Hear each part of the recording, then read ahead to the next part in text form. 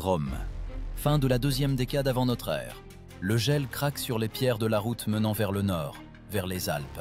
Des dizaines de milliers de légionnaires marchent à travers le silence blanc, et leurs sandales métalliques teintent sur la glace, comme des chaînes. Le froid transperce jusqu'aux os, la peau se fendille, le souffle se transforme en vapeur, comme si l'âme s'échappait de la bouche. Mais pourquoi donc les guerriers du Grand Empire, qui avaient soumis la moitié du monde, ne pouvaient-ils pas se protéger des gelures? Pourquoi Rome, qui avait créé des routes, des aqueducs et des machines de siège, n'a-t-elle pas pu inventer de simples chaussures d'hiver pendant si longtemps? Les historiens écrivent qu'à l'époque de Jules César, et plus tard, durant les campagnes germaniques, des milliers de soldats souffraient non pas des épées, mais du froid. Tacite mentionnait comment le vent du nord arrachait les tentes et tuait pendant la nuit les sentinelles qui n'avaient pas eu le temps d'allumer un feu. Des découvertes archéologiques en Allemagne montrent que dans les camps, on trouvait des foyers calcinés, mais presque aucune paire de chaussures adaptée à la neige. Les légionnaires portaient des sandales en cuir ouvertes, les caligae, confortables pour la marche sur les routes d'Italie, mais mortellement dangereuses dans la neige. C'est alors qu'entre en scène dans l'histoire romaine un objet presque oublié, des bottes d'hiver en cuir qui sauvaient des vies. On les appelait des campaggi. C'étaient des bottes épaisses en cuir épais avec une doublure douce en peau de mouton qui se fermait par des lanières jusqu'à mi-mollet. Elles devinrent une rare exception, un luxe accessible aux officiers ou aux légionnaires des lointaines frontières nordiques. Imaginez cette scène. Nuit noire, la neige jusqu'à mi-visage, un légionnaire en poste.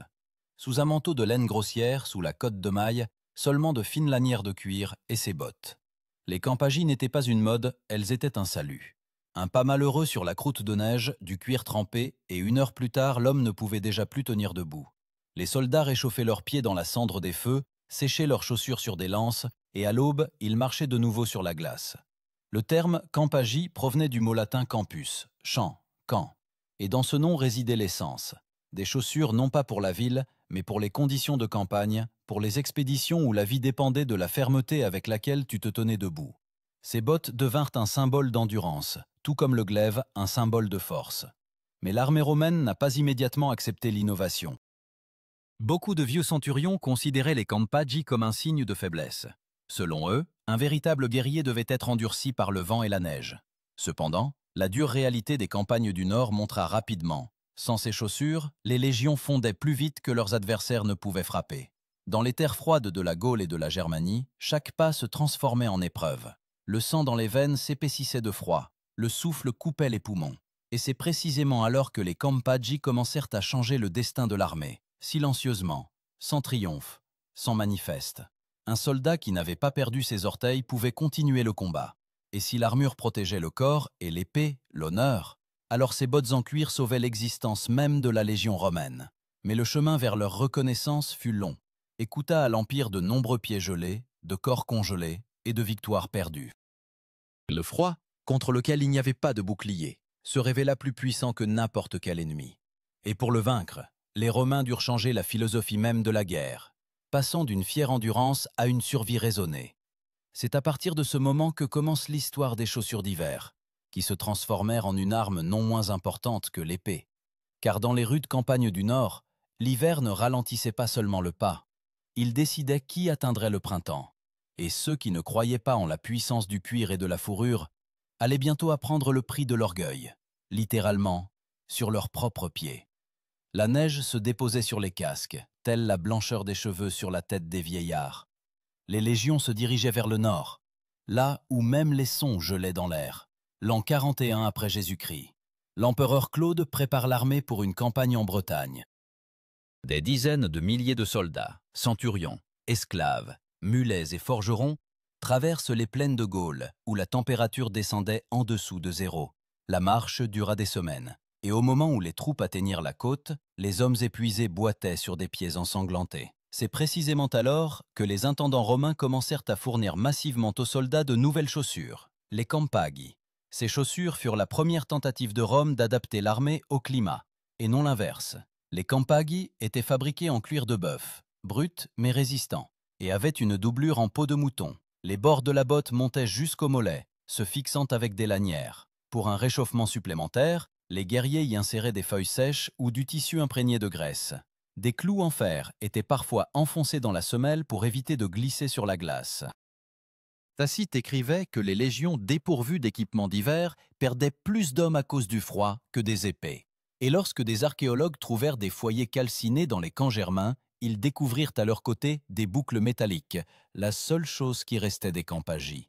Chaque boucle était une marque de survie. Là où elle gisait, quelqu'un avait un jour survécu à la nuit, en gardant ses pieds. Les bottes coûtaient cher. Une paire valait le prix de 2 rations de céréales, trop pour un simple soldat. C'est pourquoi les Campagis n'étaient d'abord portés que par les centurions et les légats, des commandants pour qui le froid pouvait signifier la perte de contrôle sur la légion. L'armée romaine était une machine de discipline. Un officier n'avait pas le droit de prendre froid. S'il ne pouvait plus se tenir debout, toute la chaîne de commandement s'effondrait. Les légionnaires, eux, étaient contraints de chercher leurs propres moyens de survie.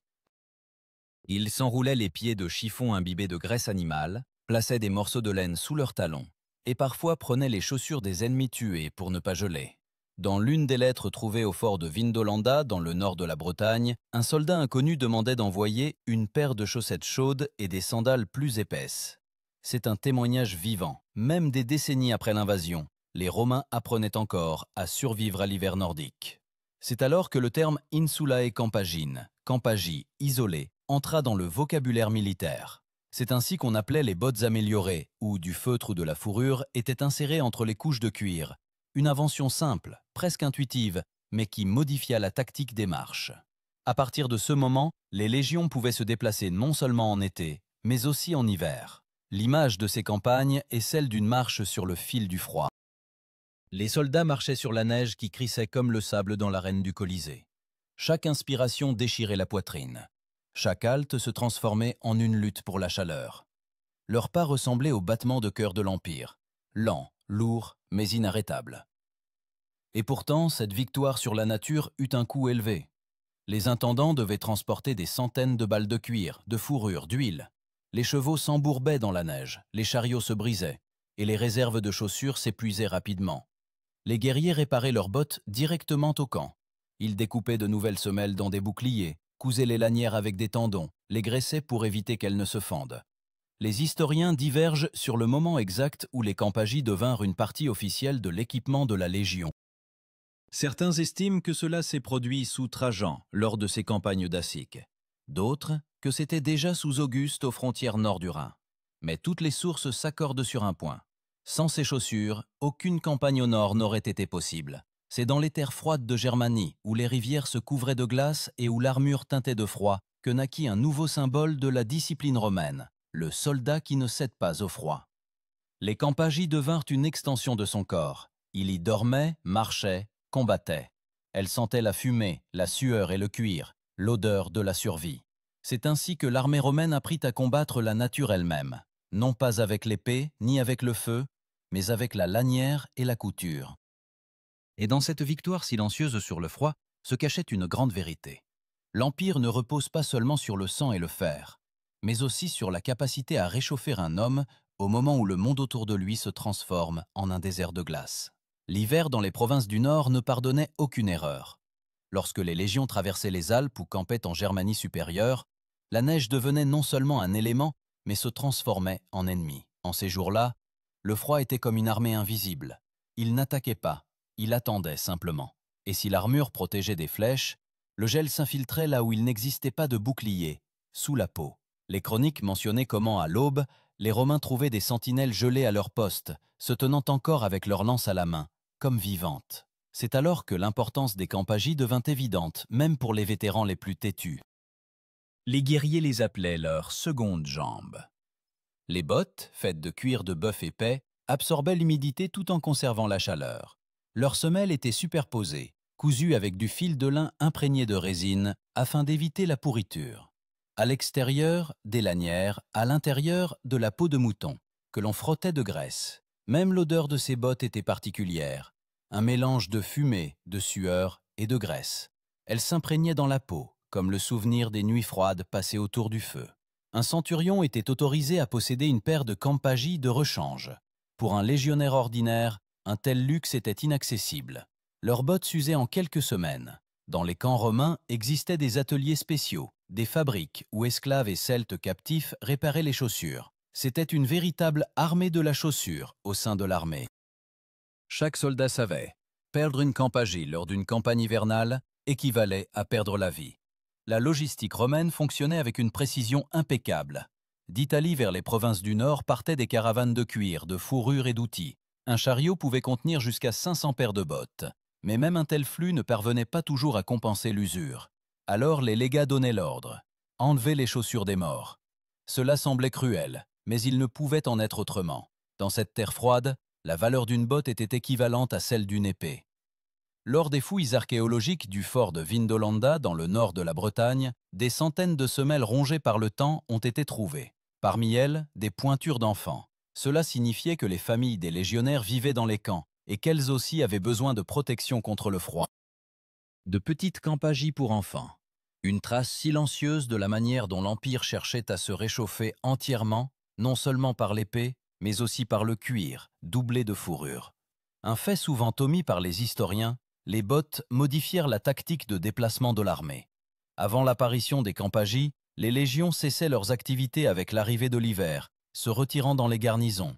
Mais lorsque les chaussures permirent aux soldats de se déplacer dans la neige, des raids hivernaux commencèrent, soudains, mortellement rapides.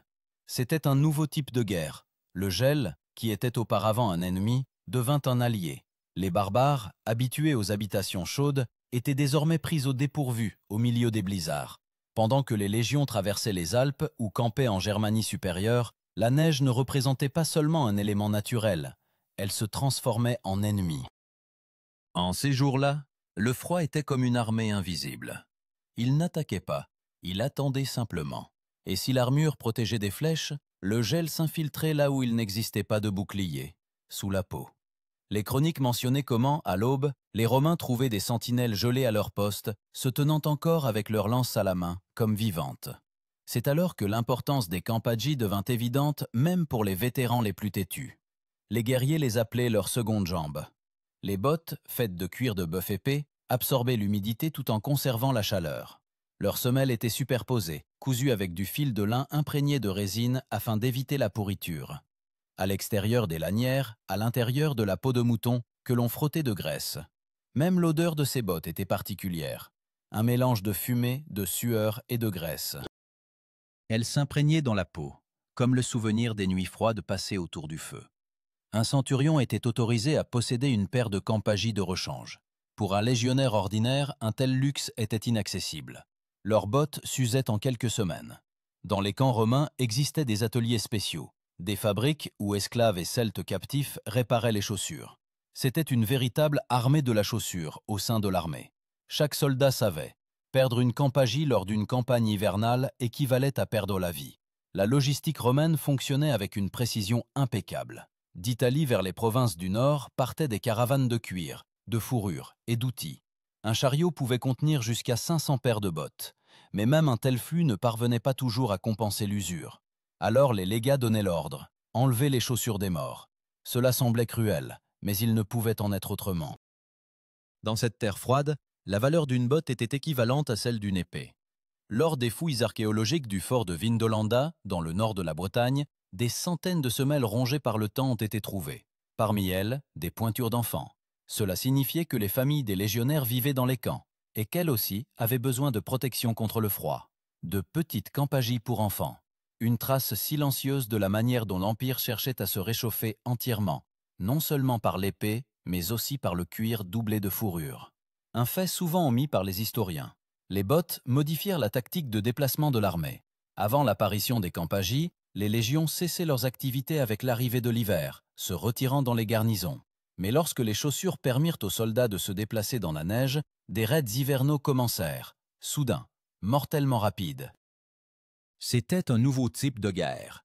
Le gel, qui était auparavant un ennemi, devint un allié. Les barbares, habitués aux habitations chaudes, étaient désormais pris au dépourvu au milieu des blizzards. Le terme hiberna, hivernage, devint la clé du système militaire romain. C'est ainsi qu'on appelait les camps où les légions passaient l'hiver, sans démobiliser l'armée.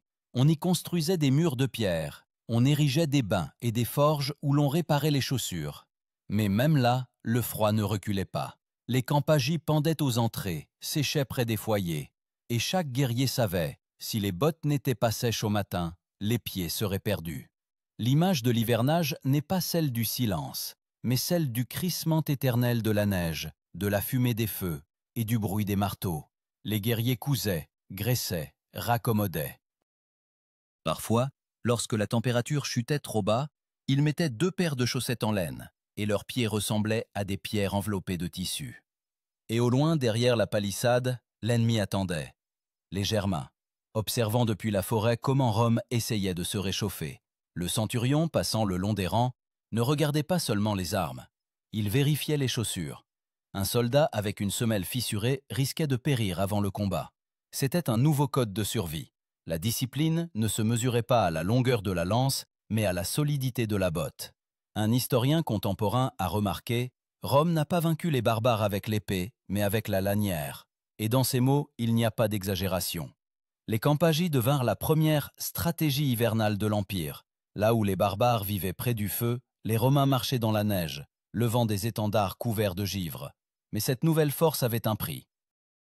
Le cuir imprégné de graisse pourrissait rapidement, provoquant des maladies des pieds.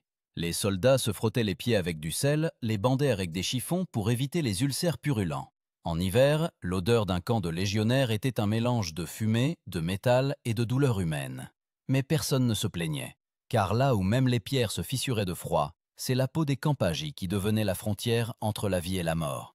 Et plus l'Empire avançait vers le nord, plus cette frontière s'amincissait. Le froid se transformait en un examen que tous ne pouvaient réussir. Mais tant que les bottes tenaient, l'Empire tenait aussi. Lorsque le vent arrachait les tentes et hurlait dans les armures, le camp romain devenait un rappel vivant de la faiblesse de l'homme face à la nature. Le froid ne criait pas, n'attaquait pas. Il retirait simplement la force lentement. C'est dans de telles conditions que la campagne de l'empereur Trajan contre les Daces, qui commença en l'an 101 de notre ère, devint une épreuve non seulement pour les armes, mais aussi pour la capacité même de survivre. L'hiver dans les Carpates tuait silencieusement, et le salut revenait aux Campagis, ces mêmes bottes en cuir dont on parlait désormais non plus comme d'un luxe, mais comme d'un instrument militaire. Les légions se déplaçaient à travers des cols où même les chevaux ne supportaient pas le gel. La température descendait en dessous de moins 10 degrés selon les mesures modernes. Le froid s'infiltrait sous les cottes de mailles, sous les tuniques, sous la peau. Les Romains appelaient cette période le « saison sans bruit ». Les pas sur la neige devenaient sourds, les voix se noyaient dans la vapeur du souffle. Et au milieu de ce silence, un seul son était constant, le craquement des bottes en cuir, gelant à chaque pas. C'est précisément alors que les légats introduisirent pour la première fois une règle obligatoire, vérifier les chaussures avant de quitter le camp. Les Campagis devinrent une partie de l'inspection de parade, au même titre que l'épée et le casque. Une botte déchirée ou mouillée était considérée comme une menace pour la discipline, car un soldat sans chaussures n'est pas un guerrier, c'est un fardeau pour ses camarades. Sur l'une des inscriptions trouvées sur une pierre dans les montagnes roumaines, il est fait mention du Fabricum Campaginum, des artisans qui réparaient les bottes pour l'armée. Ils recevaient une ration supplémentaire et étaient exemptés de garde. Sans eux, l'armée ne pouvait littéralement pas tenir debout. Tacite écrivait que les guerriers, ayant perdu leurs chaussures, marchaient pieds nus dans la neige jusqu'à ce qu'ils trouvent un camarade tombé et lui enlevaient ses bottes. Cette pratique sombre devint un symbole silencieux de la manière dont le froid égalise tout le monde. Le légat et le simple soldat, le héros et le jeune conscrit anonyme. Les Campagis, comme toute l'ingénierie romaine, ont évolué. Au milieu du IIe siècle sont apparus des modèles à double semelle, 2 plaques de cuir entre lesquelles on plaçait de la laine. De telles bottes retenaient la chaleur 2 fois plus longtemps, et les soldats pouvaient rester en poste pendant des heures. On les appelait les Campagis doubles. La semelle était fixée par des clous de cuivre, qui laissaient sur la neige des traces en forme de motifs. Les archéologues déterminaient plus tard le chemin de la Légion grâce à elles. L'image de ces traces est frappante, des milliers d'empreintes identiques, s'enfonçant dans la blancheur lointaine. Pas de nom, pas de visage, seulement les traces de bottes, enfoncées dans la glace. Ce sont les traces de l'Empire qui avançaient, malgré tout. Au même moment, un nouveau terme militaire apparut. Calceus militaris. C'est ainsi qu'on appelait les Campagis améliorés pour les officiers. Elles étaient ornées de boucles métalliques, parfois avec le symbole de la Légion gravé. Mais leur fonction restait la même, protéger du froid. On dit même que l'empereur Trajan portait des bottes similaires lors des traversées. Sur les bas-reliefs de la colonne Trajane à Rome, on peut voir des soldats en longs manteaux et chaussures fermées prendre d'assaut les fortifications d'Assique au milieu de la neige. C'est la première représentation d'un équipement militaire d'hiver dans l'histoire. Cependant, le froid n'était pas le seul ennemi. L'humidité en s'imprégnant dans le cuir rendait les bottes lourdes. Un légionnaire écrivait dans une lettre: « Après une journée de marche, les pieds semblent porter 2 pierres. » Mais personne ne se plaignait, car une botte, aussi inconfortable fût-elle, signifiait la vie. Les guerriers graissaient le cuir, enveloppaient leurs pieds dans de la laine, et quand les bottes étaient trempées, ils les plaçaient près du feu, jusqu'à ce que le cuir noircisse de fumée. Les Romains comprirent rapidement. La guerre hivernale exigeait de nouvelles lois. Les camps étaient désormais construits plus près des sources d'eau douce, où l'on pouvait assouplir le cuir, coudre et raccommoder les chaussures. Des tonneaux de solutions de tannage apparurent dans les arsenaux, et des artisans étaient formés au sein des légions. Les campagies devinrent plus qu'un simple objet. Elles firent partie intégrante de la stratégie d'approvisionnement. Sans elles, il était impossible de traverser une rivière ou de tenir une forteresse. Le philosophe Sénèque écrivait que « le courage n'est pas de supporter le froid, mais de le vaincre par la raison ». Ces mots étaient peut-être adressés précisément à ces guerriers qui marchaient dans les montagnes enneigées de Dacie. Ils ne défiaient pas les éléments, ils apprenaient à vivre avec eux. Les campagies devinrent le symbole de cette nouvelle compréhension de la force non pas de s'opposer, mais de s'adapter. Et pourtant, chaque matin, lorsque le soleil se levait à peine au-dessus des montagnes, les légionnaires sortaient à nouveau des tentes, enfilant leurs lourdes bottes. Le froid les attendait dès le premier pas, mais ils savaient désormais, entre la mort et la vie, il n'y avait que quelques couches de cuir. Et ces couches, sentant la fumée et la sueur, étaient plus solides que les murs de marbre de Rome. Quand l'hiver devenait interminable, même la flamme du feu de camp semblait fatiguée. En de telles nuits, les légions romaines ressemblaient non pas à une armée, mais à une tribu mouvante de survivants. Le brouillard sur les vallées de Dacie cachait la terre, et le gel crissait sous les bottes, comme si l'air lui-même protestait contre l'invasion. Pendant ces mois, le froid devint un véritable adversaire de Rome. Et paradoxalement, c'est précisément la chaussure qui déterminait qui sortirait vivant de cette bataille. Les campagies étaient désormais portées par tous, du légionnaire au tribun. Elles se transformèrent en un symbole officieux des campagnes du Nord. Chaque soldat savait, perdre une botte, c'était perdre son appui, son équilibre, et par là même sa vie. Le cuir, imprégné de graisse, devenait doux, presque vivant. Les soldats disaient que leurs chaussures respiraient, comme la poitrine d'un camarade. À chaque pas, elles crissaient et exhalaient de la vapeur. Dans les terres germaniques, les archéologues trouvèrent des fragments de chaussures avec des restes de fourrure brûlées par le feu. Cela signifiait que les légionnaires séchaient leurs bottes directement près de la flamme, risquant d'abîmer le cuir. Mais il ne pouvait en être autrement. Pendant la nuit, les bottes gelaient à pierre, et le matin, il fallait les assouplir à coups de poing pour les enfiler. L'une des lettres trouvées à Vindolanda décrit comment un soldat, s'étant réveillé après le froid glacial, sortit en poste pieds nus, parce que ses chaussures étaient devenues de fer.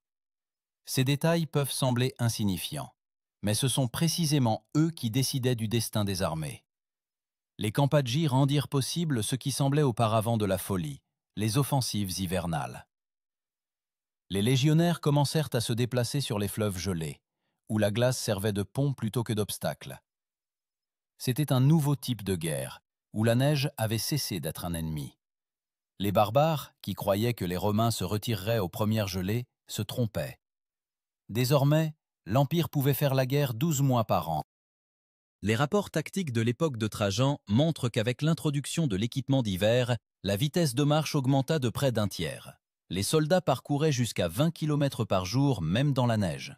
À titre de comparaison, c'est la distance d'une ville moderne à la vallée voisine, chaque jour, semaine après semaine, par des températures négatives. Les Campaggi ne furent pas seulement une protection, elles permirent à l'armée de se déplacer et donc d'exister. Le terme « vexillatio » désignait un détachement séparé de la Légion pour une mission spécifique. Ce sont ces détachements qui effectuaient le plus souvent des raids de reconnaissance hivernaux. Et dans leur équipement, les Campaggi devinrent aussi importantes que l'épée ou l'armure. Sans elles, le soldat ne pouvait traverser un ruisseau glacé, ne pouvait rester en embuscade, ne pouvait s'échapper si l'ennemi attaquait soudainement. Les fouilles archéologiques montrent que les chaussures de cette époque étaient étonnamment bien conçues. Les semelles étaient renforcées de crampons en cuivre pour éviter de glisser, et les bords des bottes étaient doublés de couches de cuir supplémentaires. À l'intérieur, de la laine de mouton, à l'extérieur, une épaisse couche de graisse de suif. Chaque botte était fabriquée à la main. Dans un camp, une équipe entière d'esclaves et d'artisans pouvait travailler. Ils œuvraient jour et nuit, et l'odeur du cuir travaillé planait sur le camp. se mêlant à la fumée et au fer. En de telles soirées, les légionnaires se rassemblaient autour du feu. Certains réchauffaient leurs bottes, d'autres graissaient les semelles, d'autres encore regardaient simplement les étincelles s'envoler dans le ciel sombre. Le froid unissait. Il n'y avait ni distinction de rang, ni fierté romaine, seulement un désir commun de vivre jusqu'au matin. Les Campagii devenaient une amulette personnelle. Quand quelqu'un périssait, ses bottes étaient transmises à un camarade, non pas comme un objet, mais comme une part de volonté. Les historiens notent que l'endurance des Romains étonnait même leurs ennemis. Les barbares racontaient avoir vu les légions marcher dans la neige pendant des semaines, sans allumer de feu pour ne pas se trahir. Les soldats dormaient dans leurs bottes pour ne pas perdre de chaleur. Le matin, ils se levaient simplement et continuaient à marcher. Ce n'étaient pas des hommes, c'étaient des pas transformés en rituels. Et pourtant, le froid ne cédait pas. Les maladies des pieds décimaient les légions comme des épées. Les chroniques mentionnent des cas où des cohortes entières étaient mises hors de combat à cause des gelures. Mais l'armée apprenait. Elle graissait le cuir, séchait les chaussures, bandait les pieds. Les Campagii ne rendaient pas le soldat invulnérable, mais elles lui donnaient une chance. Et dans la guerre hivernale, une chance, c'est déjà une victoire. Ainsi, Rome conquit progressivement non seulement les hommes, mais aussi les éléments. L'Empire apprit non pas à briser la nature, mais à y survivre. Et, peut-être, sa véritable force résidait précisément en cela, non pas dans les conquêtes, mais dans sa capacité à avancer là où tout autre peuple se serait arrêté. Car l'hiver mettait à l'épreuve non pas l'armée, mais l'esprit. Et celui qui parvenait à réchauffer ses pieds pouvait aussi réchauffer l'Empire. Au printemps, la neige commença enfin à reculer. La terre se libérait lentement de ses entraves de glace, et avec les premières gouttes d'eau de fonte, une odeur de cuir, de fumée et de brûlé se répandit dans le camp. Les Campagii, noircis par l'hiver, gisaient près des feux. On les nettoyait, les raccommodait, les séchait. Les soldats, habitués au froid, ressentaient désormais une étrange légèreté. Leurs pieds ne leur faisaient plus mal, leurs pas étaient plus doux, la terre plus chaude. Mais avec la chaleur venait aussi la prise de conscience. Ceux qui avaient survécu à l'hiver n'étaient plus les mêmes. Ils portaient sur eux les traces du froid, non seulement sur leur corps, mais aussi dans leur mémoire. Sur les semelles des bottes restaient les clous enfoncés, les bords usés, des traces de sel et de sang. Chaque empreinte témoignait d'un chemin parcouru à travers la neige et la mort. Les Campagii devenaient une chronique sans mots. Et si Rome avait des routes par lesquelles l'histoire avançait, les légionnaires avaient des bottes dans lesquelles cette histoire s'écrivait. Les marches printanières s'effectuaient plus rapidement. La terre cédait, l'air commençait à sentir l'herbe humide. Mais la discipline ne disparaissait pas. Avant chaque départ, les centurions vérifiaient à nouveau les chaussures. Non pas les épées, non pas les boucliers, mais précisément les bottes. Car désormais, même les commandants savaient, une armée ne tombe pas sous l'épée de l'ennemi, mais sous le froid qui s'insinue par le bas, depuis la terre. L'empereur Trajan, ayant reçu la nouvelle de la victoire en Dacie, ordonna de récompenser les cordonniers de la Légion avec des anneaux d'argent. Un cas rare où l'honneur revenait à ceux qui ne portaient pas d'armes. Leur travail avait sauvé des milliers de vies. Et dans cette décision se percevait une nouvelle compréhension de la guerre. La victoire n'est pas seulement une stratégie, mais aussi le souci du détail. Les Campagii survécurent à leur guerre. Lorsque les légions revinrent à Rome, les bottes furent retirées et accrochées dans les baraquements. Mais le cuir, séché, imprégné de sueur, conservait encore l'odeur de l'hiver, l'odeur de la survie. Pour ceux qui avaient traversé la neige, ce n'était pas un simple article d'équipement, mais un rappel. La force de l'Empire commence par un simple pas, effectué dans le gel.